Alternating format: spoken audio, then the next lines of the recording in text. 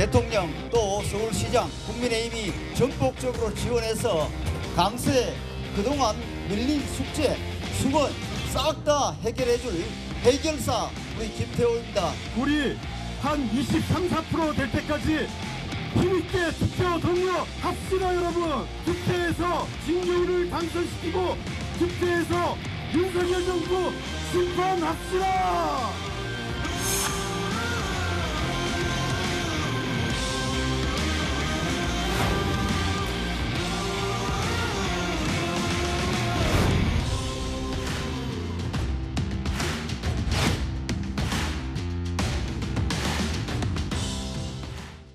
네, 서정욱 변호사, 서영주 민주당 상근부대변인, 장현주 민주당 법률위원회 부위원장 함께합니다. 어서 오세요. 네, 어제 이틀간 강서구청장 보궐선거 사전 투표가 있었습니다. 그런데 투표율이 무려 22.64%였는데 역대 지방선거와 재보궐선거를 통틀어 역대 최고 사전 투표율입니다. 구정처장님, 네. 어떤 의미라고 해석을 하십니까? 강서구청장 선거가 굉장히 관심이 많다 보니까 네. 사전투표도 높았다 이렇게 볼 수 있는 측면이 하나 있고요. 또 한 가지는 내년 총선이 6개월 앞두고 지금 치러지는 재보궐선거라는 점이 이 사전투표율이 높아지는데 영향을 끼치지 않았나 이렇게 생각이 듭니다. 왜냐하면 내년 총선에 이제 각 당이 경선을 하지 않겠습니까? 네. 그러니까 총선 출마를 준비하고 있는 후보들이 자신의 지지층을 똘똘 뭉치게 해서 투표장으로 이끄는 거 아닌가. 이제 그렇기 때문에 역대 재보궐선거 또는 지방선거 사전투표율에 비해서 이번 강서구청장 사전투표율이 더 높아진 이유는 내년 총선과도 관련이 있다. 이렇게 보는 것이 좀 타당할 것 같습니다.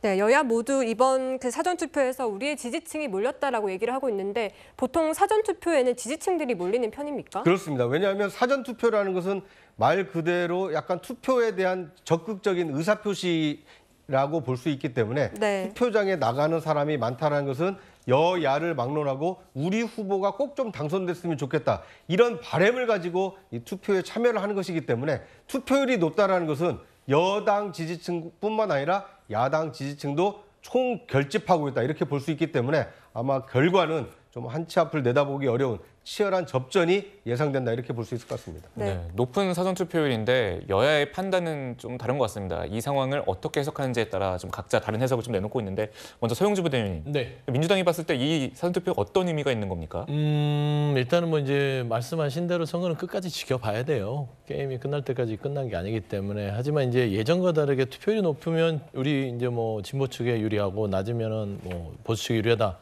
그런 게 불분율처럼 돼 있었는데 좀 성향이 많이 바뀌었어요. 투표율과 상관없이 그 결과는 끝까지 알 수 없다. 하지만 이제 분명한 건 그렇습니다. 최근에 1년 5개월 동안 윤석열 정부에 대한 여러 가지 실정들에 대한 부분에 있어서 이번 강서구의 선거에 어떤 큰 캐치프레이즈가 정권 심판입니다. 그래서 이 정권 심판을 내세웠을 때 강서구에서 무슨 정권 심판이야라고 의아해했어요. 근데 제가 봐서는 그런 부분들이 십분 반영된 부분도 있다라고 보는 것이고, 그다음에 이제 그겁니다. 투표라는 건 민주주의 사회에서 국민이 가장 강력하게 휘두를 수 있는 권리 행사입니다. 이건 뭐냐? 이 투표로 이 정권에 대한, 그런 민주당에 대한 뭐 여러 가지 의견들을 주겠지만 국민들이 지금 야당인 민주당에 대해서 투표로서 몽둥이를 휘둘릴 일은 없는 거예요. 제 개인적인 생각이지만. 그랬을 때는 분출할 수 있는 부분들이 내년 총선이 오래 기다려야 되잖아요. 한 6개월 남았는데 네. 그때까지 못 기다리겠다. 잘 됐다. 강서구에서 지금 판이 열렸기 때문에 나의 투표로서 의사를 이 국가에 윤석열 정부에 보여주고 싶다는 것들이 강서구의 어떤 주민들의 중도층을 끌어들였다. 저는 재보궐에서는 여야 양쪽 진영은 이미 다 단단하게 주결이 돼 있는 상황이에요. 그게 투표율로 반영돼봐야 30% 내외입니다. 전체를 봤을 때는. 근데 이게 재보궐 지선을 다 따졌을 때, 특히 지선 자체가 서울시 선거였는데 아주 구선거하고는 비교도 안 되거든요. 그랬을 때는 아마 중도층에서 이 정부에서 화난 주민들이 투표장으로 나오지 않았냐라는 그런 전망들이 조금 더 우세하다. 그렇게 좀 분석하고 싶습니다. 네, 그 정권 심판적인 측면이 강하다라고 좀 보셨는데 뭐 반대 좀 해석도 있으실 것 같아요, 서정욱 변호사님. 제가 보기에 이번에는요 아마 투표율이 3일이죠. 근데 어제 토요일이 제일 높을 겁니다. 왜 그러냐면 이게 본투표가 공휴일이 아니에요. 따라서 저는 본투표를 이렇게 보면 만약에 투표율이 얼마가 될지 봐야 한다 이렇게 보이고요. 두 번째는 이제 사전투표율하고요. 결국 여야 유불련에게 그 무관하다, 관계 없다 봐요. 과연 이게 어느 지지층이 많이 나온지 모르기 때문에 이걸 가지고 이게 어느 쪽이 유리하다 해석할 수는 없고요. 지금 이제 그 판세는요. 제가 이제 방송하면서 이재명 대표 말에 동의해 본 게 기억이 없는데 이번에 동의합니다. 판세는 이게 민주당 후보가 3표 부족하지 않을까. 이건 이게 이재명 대표 말입니다. 제 말이 아니에요. 이재명 대표가 지금 이게 딱 3표가 부족하다. 이렇게 본인이 이야기했기 때문에 저는 판세는 백중세다. 이렇게 그 분석이 되고요. 마지막으로 이제 사전투표 제도가 문제예요. 우리 법에 보면 선거운동 날짜는 이게 법으로 정합니다. 예를 들어 이제 대통령 선거는 뭐 18일이다. 국회의원 선거는 뭐 15일이다. 이런 게 있잖아요. 근데 사전투표가 대세가 돼버리면 그럼 이게 투표 기간이 완전히 거의 몰각돼 버리는 투표 기간이 의미가 없어요. 이미 며칠을 땡기잖아요. 이러다 이게 여러모로 정치 신인들한테도 불리할 수 있고요. 문제가 많아요.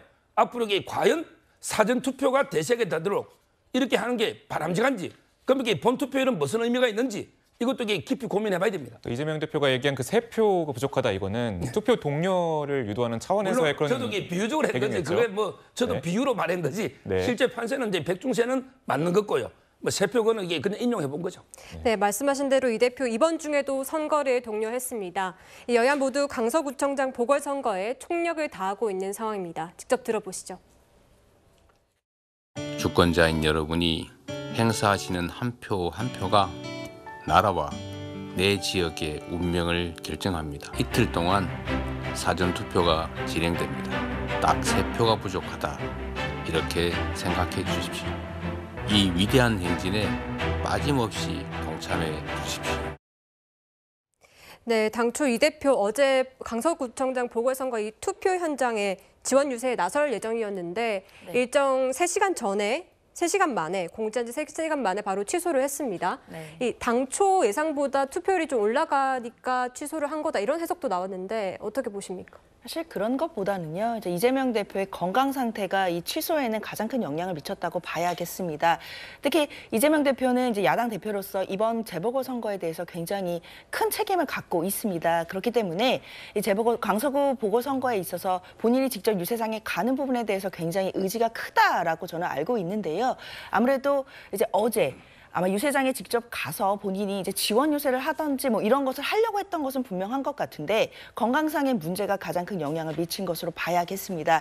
그래서 일정이 돌연 취소가 되었지만 다음 주 수요일에 있을 본선거 이전에 아무래도 이재명 대표가 강서구에 직접 모습을 드러낼 의지가 강력하기 때문에 그런 선거장에서 유세장에서 이재명 대표의 모습을 직접 볼 수 있는 기회는 있지 않을까라는 생각이 듭니다. 네, 뭐 이재명 대표의 그 일정 취소에 대해서 이제 국민의힘은 좀 다른 시각을 좀 가지고 있는 것 같은데. 소정 변호사님, 네. 제가 보기 저는요. 본인이 이제 근육이 뭐 소실돼 가지고 이게 재판도 못 받겠다. 이래 가지고 본인이 하고 싶은 말만 하고 80분 만에 재판을 끝냈잖아요. 근데 재판도 못 받겠다는 분이 보궐선거 지원 유세 가면 그럼 이게 국민이 볼 때 뭐라고 보겠습니까? 그리고 이게 판사가 볼 때도 완전히 재판 못 받겠다는 게 쇼 아니냐. 이런 게 비판이 있잖아요. 저는 이런 비판이 아마 취소한 첫째 이유로 보이고요. 그다음에 이번에 두 번째 이게 보궐선거가 한쪽은 이제 경찰청 차장이에요. 또 한쪽은 이게 검찰 수사관이고 조국 유재수 감찰무마 폭로한 김태우 후보죠. 이런 데 검경이 붙는데 이재명 대표는 이게 정과 사범에 지금 이게 또 재판 받고 있는 게 지금 쪼개면 이게 10개가 넘잖아요. 근데 이런 분들이 와봤자 이게 도움이 되겠습니까? 저는 그런 이유로 두 가지 이유로 안 온 거 아닌가 이렇게 보입니다. 그 정과 사범은 좀 적절치 않고요. 이 나라가 기억해 보십시오. 이명박 대통령 꺼낼까요? 정과 13범이 대통령도 하셨고 선거 유세합니다. 그러니까 비유가 적절치 않습니다. 그 부분에 대해 말씀드리고 싶고 간단히 말씀드리면 건강이에요.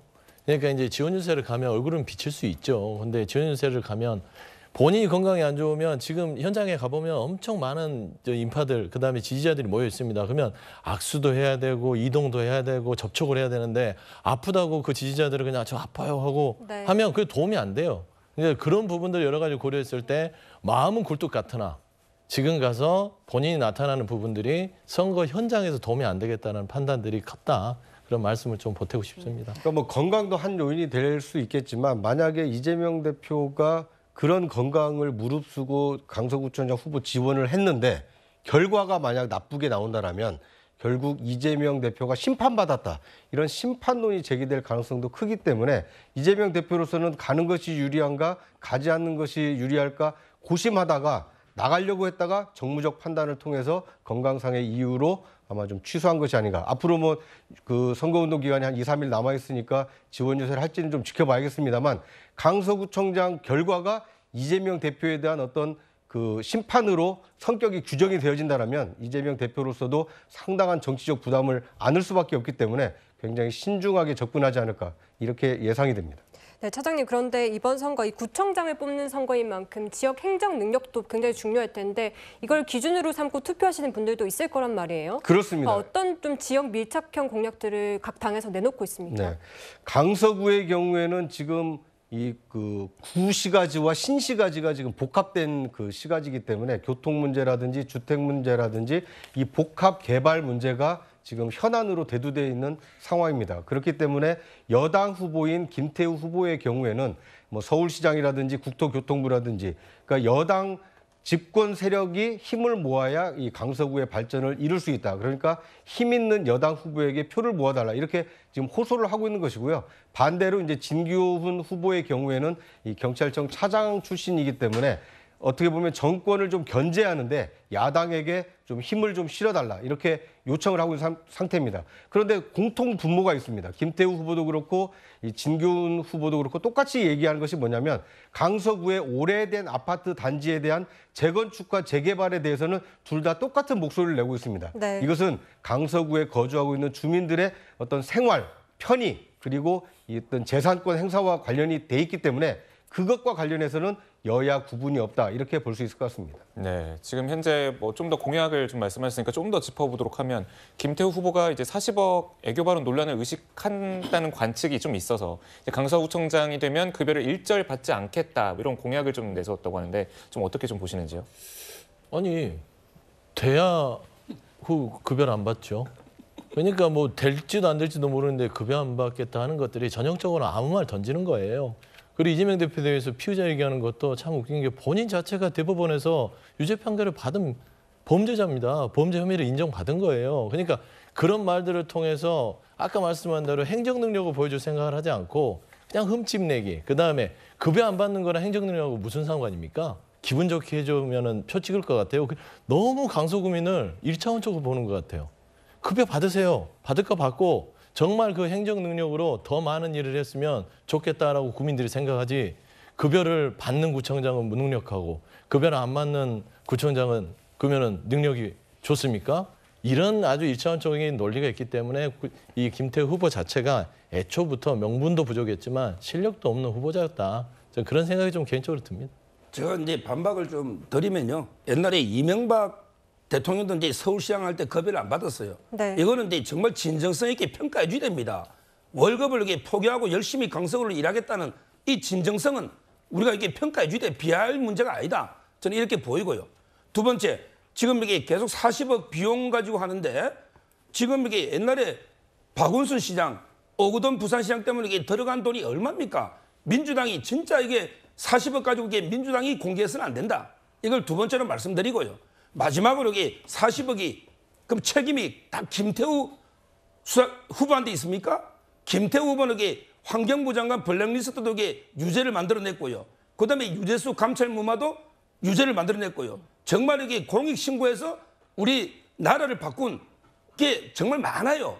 근데 워낙 여러 개 폭로하다 보니까 법원에서 뭐 몇 개 가지고 이게 처벌했지만 이렇게 되면 이게 공익신고가 위축이 돼요. 저는 40억의 책임이 관익에 법원은 없는가? 김명수 체제 이렇게 묻고 싶습니다. 아니 저희 한마디만 하고 들어가는 게 이명박 대통령이 급여를 안 받았다기 때문에 그 진정성을 밀어달라고 하는데 이명박 대통령이 시장 시절에 급여 안 받고 나중에 수백억 다른 걸로 많이 챙겼잖아요.